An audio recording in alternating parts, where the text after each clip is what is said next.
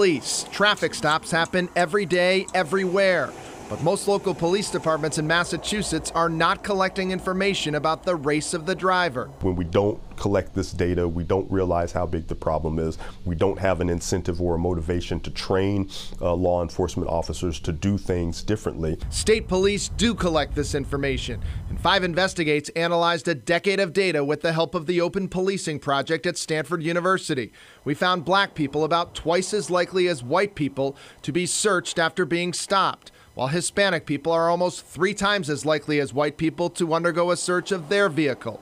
And the data also shows contraband like drugs and guns is actually more likely to be found in the vehicles of white drivers. Absent any law compelling police departments to collect this data, it's not going to get any better. We can't manage what we don't measure. State Representative Byron Rushing has repeatedly filed a bill to track the data statewide. The last time it was collected across the Commonwealth was in the early 2000s, and the data showed evidence of racial profiling in more than 2/3 of the law enforcement agencies in Massachusetts. The state police numbers concern me. I am relatively comfortable that the state police are going to do something about it. All right. But of course, it will always be better if the collecting of the material was being collected statewide and by an authority that everybody knows is going to happen, that it doesn't just pop up.